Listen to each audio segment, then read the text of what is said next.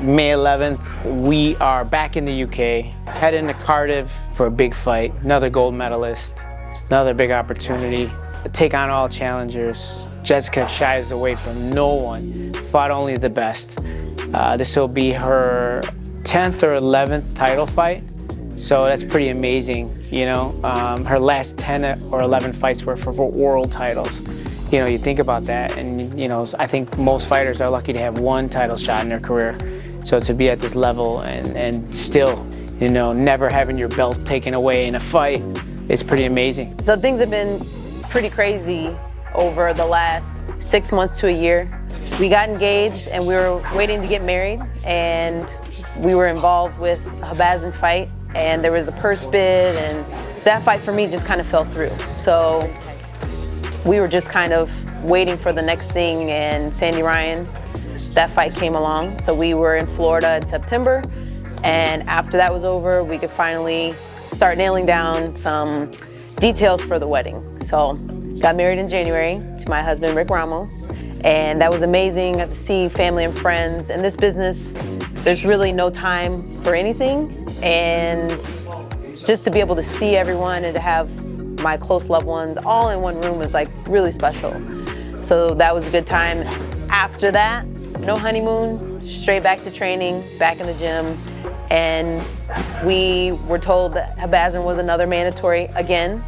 And so just kind of working through that situation, not really knowing if it was actually going to happen. And meanwhile, Rick, being the manager that he is, was able to figure out a better plan for our road, what we want for our boxing journey. I'm still an independent fighter, but we're working with Boxer, and we are fighting Lauren Price on May 11th in Cardiff, her hometown.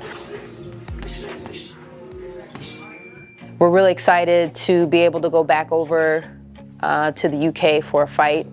Want to make a better impression than the last time, and this time we're fighting another Olympian. And so this is my chance to really put a stamp on who I am and what I can do, no matter who my opponent is. Training camp with Jess this time around is pretty much the same as usual. You know, we're in the gym 365 days a year.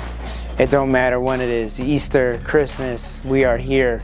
Everybody knows that we are the gym that's open all year round, all holidays, doesn't matter. We are always here. I came to RickRamosBoxing about a year ago, a year and a half ago. The one thing I came to realize is the most important thing is consistency and discipline, and that's all that Rick teaches here. Like, you have to be consistent, you have to be disciplined, you have to be here every day. Everyone shows up every day, so you gotta play your part, play your role, and do what you gotta do, not only for yourself, but for the team. I love being surrounded around good people and people that want to work hard, and people that I can look up to that are where I hope to be one day. I just have a lot of respect for Rick and Jessica for what they've done. They've done it by themselves, and they built it from the ground up, so I'm glad to be a part of the team, and I appreciate Rick and Jessica for everything they do for me. I've been training here at the Rick Ramos Boxing Gym for almost a year now. I moved here from St. Louis. I moved here because I knew of Jessica McCaskill. I seen what she's accomplished in the sport of boxing, and just through Instagram I could see her work ethic, and so that's what drove me to want to come here and train and move here. So I'm here ever since I came here. The sparring's been great. The way the training is laid out has been great. It really helps you succeed in the sport, just having that organization. You know, waking up every morning at 3:30 a.m. so that you can train at 4:30 a.m. and training in the afternoon. You know, we train twice a day. It's also pretty cool to get to train right alongside Jessica and try to compete with her work ethic. Some of the things that I would say to some of the younger fighters that are coming up is to just make sure you have a good team. First and foremost, you have to have a good team, and they need to know what they're talking about. And if they don't know, if they're new, if you're new, that's okay, but they need to reach out and make sure that they have connections with people that can give them advice, that have experiences, that know who to talk to, who to call. It's really difficult when you're brand new and nobody wants to take your phone call, and you have these assumptions about the business or about the sport.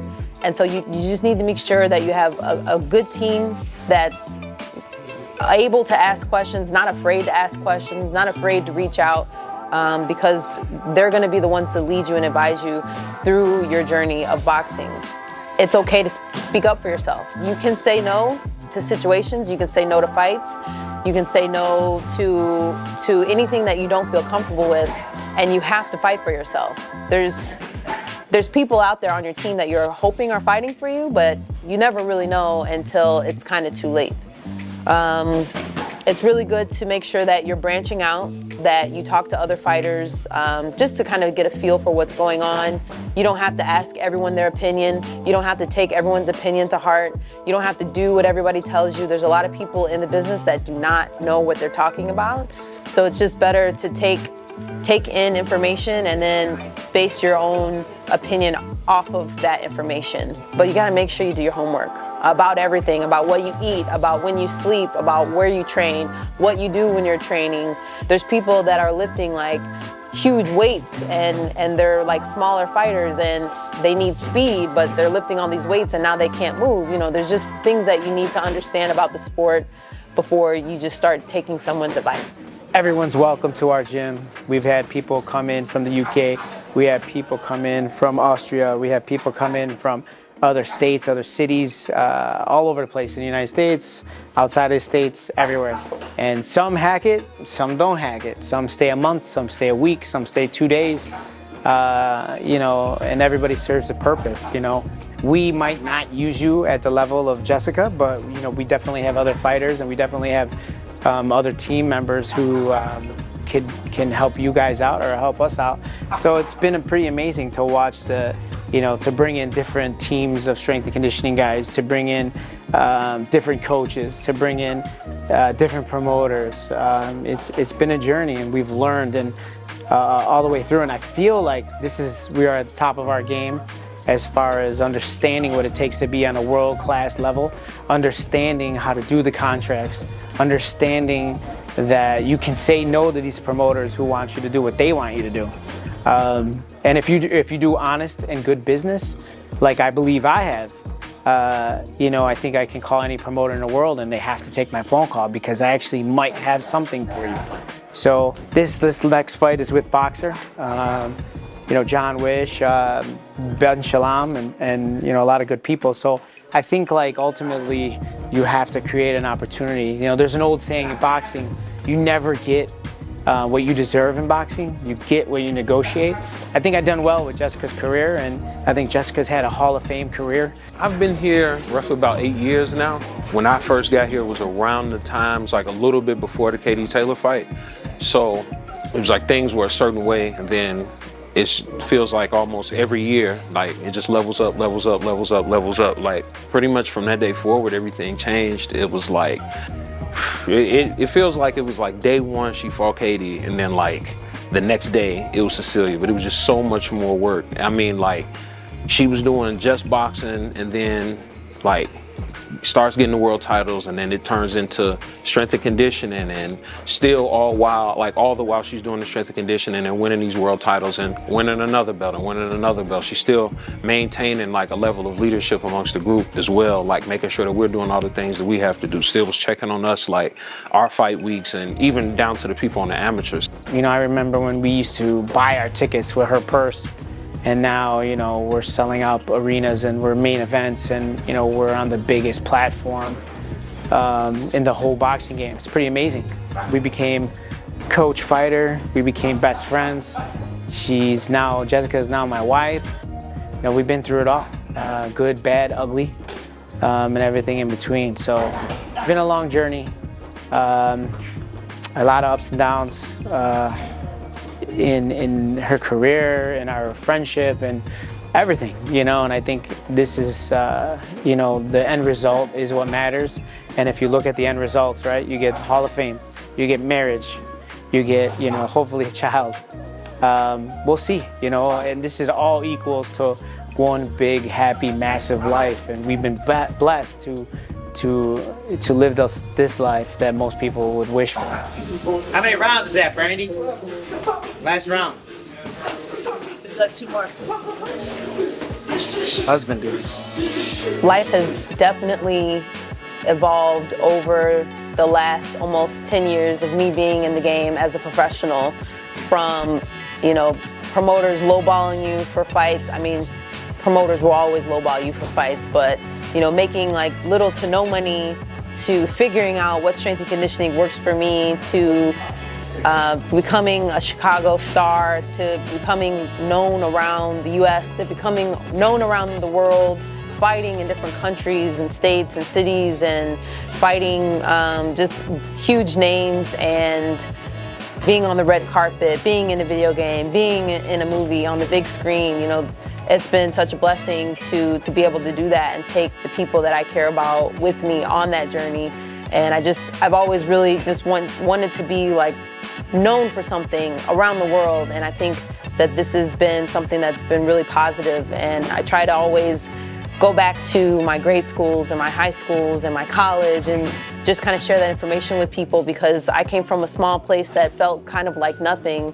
There were special people that made it feel like something, and so I feel like now I need to be one of those special people that go back and make people understand and believe, like, even though you're from Belleville or St. Louis or even Chicago, you can do something astronomical. Last thing I will say is, like, fighters, remember, you're in control. You're the boss. Don't let managers tell you what to do. Don't let promoters tell you what to do. If you're uncomfortable in a situation, understand why a promoter or a manager or whoever wants you to be in that situation. Don't be afraid to say no. It's your career on the line. You know, fortunately or unfortunately, depending upon how your career goes, you know, you only get a short window to be at this level. So you have to maximize it. You have to make enough money for the rest of your life, for your teammates, for your family. So don't be afraid to say no. Don't be afraid to take charge. Make sure, you know, you young amateurs, make sure you young amateurs build your brand before you turn professional. It makes life so much easier. So always brand build, and remember, fighters, you are a company. You know, I have a lot of fighters in my gym, and I tell them all the time, like, yo, I am the CEO of each one of my fighters. They're all separate entities, they're all separate companies, and I am the CEO of those companies. I want to make sure they're all successful. So I wish all you fighters out there the best. My phone is always available. You can call me anytime, email me, shoot me a message on social media, and exchange ideas with you. I'll tell you things that, you know, other promoters and managers and coaches don't want you to know. You know, it's a crazy and lonely sport, this boxing game, so make sure you surround yourself with the right team. After this fight, you know, the plan, get that win, bring all the belts home to Chicago. And one of the names that keeps popping up is Natasha Jonas for a fight. You know, she helped a lot with getting this fight done. She was an advocate for, you know, helping me work with Boxer, and she talked with Rick a lot, and they had a lot of conversation about future endeavors. And so a big shout out to Natasha Jonas, because I don't think this fight would have happened without her. But she's also on her way out, and you know, she deserves, you know, a shot at a big fight, and I would love to be one of those last people that are on her her journey out of the boxing game. So after this fight, that could be a possible fight with Natasha Jonas, probably back in the UK, most likely. And by the end of 2024, I would love to at least have 2 fights. You know, at the level that I'm on, it's harder to get multiple fights throughout the year, and I would really like to have my 2 fights, and I would like to go on my honeymoon.